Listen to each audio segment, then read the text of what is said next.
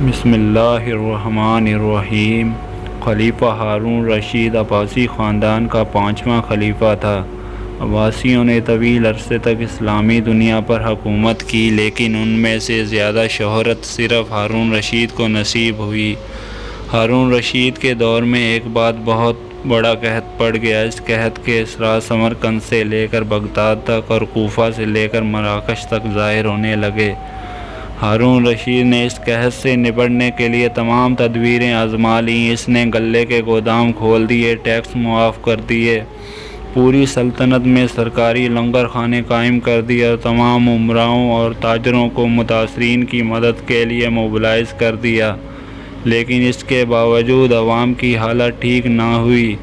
ایک رات ہارون رشید شدید ٹینشن میں تھا، اسے نیند نہیں آ رہی تھی۔ ٹینشن کے اس عالم میں اس نے اپنے وزیر اعظم یحییٰ بن خالد کو طلب کیا۔ یحییٰ بن خالد ہارون رشید کا استاد بھی تھا، اس نے بچپن سے بادشاہ کی تربیت کی تھی۔ ہارون رشید نے یحییٰ خالد سے کہا، استاد محترم، آپ مجھے کوئی ایسی کہانی، کوئی ایسی داستان سنائیں جسے سن کر مجھے قرار آ جائے۔ یحییٰ بن خالد مسکرایا اور عرض کیا، بادشاہ سلامت، میں نے اللہ کے کسی نبی کی حیات طیبہ میں ایک داستان پڑھی تھی۔ یہ داستان مقدر، قسمت اور اللہ کی رضا کی سب سے بڑی اور شاندار تشریح ہے۔ آپ اگر اجازت دیں تو میں وہ داستان آپ کے سامنے دہرا دوں۔ بادشاہ نے بے چینی سے فرمایا، یا استاد فوراً فرمائیے، میری جان حلق میں اٹک رہی ہے۔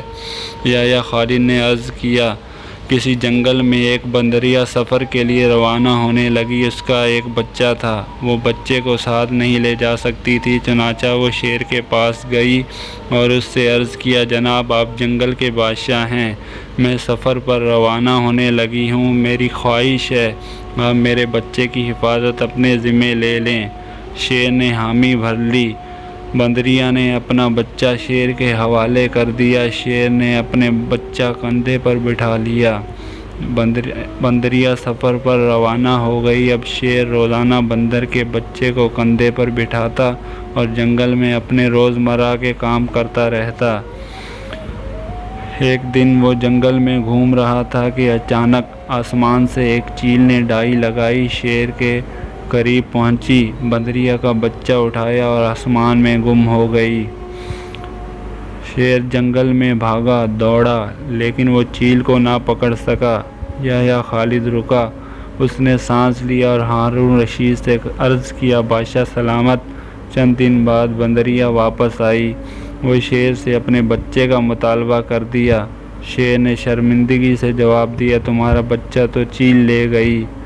بندریہ کو غصہ آ گیا اور اس نے چلا کر کہا، تم کیسے بادشاہ ہو؟ تم ایک امانت کی حفاظت نہیں کر سکے، تم اس سارے جنگل کا نظام کیسے چلاؤ گے؟ شیر نے افسوس سے سر ہلایا اور بولا، میں زمین کا بادشاہ ہوں، اگر زمین سے کوئی آفت تمہارے بچے کی طرف بڑھتی تو میں اسے روک لیتا، لیکن یہ آفت آسمان سے اتری تھی اور آسمان کی آفتیں صرف اور صرف آسمان والا اللہ روک سکتا تھا۔ یہ کہانی سنانے کے بعد یحییٰ بن خالد نے ہارون رشید سے عرض کیا، بادشاہ سلامت، قحط کی یہ آفت بھی اگر زمین سے نکلی ہوتی تو آپ اسے روک لیتے۔ یہ آسمان کا عذاب ہے، اسے صرف اللہ تعالیٰ روک سکتا ہے، چنانچہ آپ اسے رکوانے کے لیے بادشاہ نہ بنیں، فقیر بنیں، یہ آفت رک جائے گی۔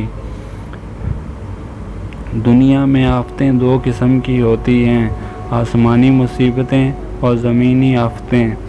آسمانی آفت سے بچنے کے لیے اللہ تعالیٰ کا راضی ہونا ضروری ہوتا ہے، جبکہ زمینی آفت سے بچاؤ کے لیے انسان کا متحد ہونا، وسائل کا بھرپور استعمال اور حکمرانوں کا اخلاص درکار ہوتا ہے۔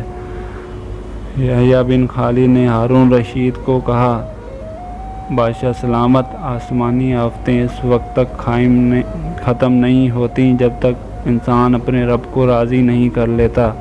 آپ اس آفت کا مقابلہ بادشاہ بن کر نہیں کر سکیں گے، چنانچہ آپ فقیر بن جائیے، اللہ کے حضور گر جائیے، اس سے توبہ کیجیے، اس سے مدد مانگیے، دنیا کے تمام مسائل اور ان کے حل کا درمیان صرف اتنا فاصلہ ہوتا ہے جتنا ماتھے اور جائے نمازی میں ہوتا ہے، لیکن افسوس ہم اپنے مسائل کے حل کے لیے 7 سمندر پار تو جا سکتے ہیں، لیکن ماتھے اور جائے نماز کے درمیان موجود چند انچ کا فاصلہ طے نہیں کر سکتے۔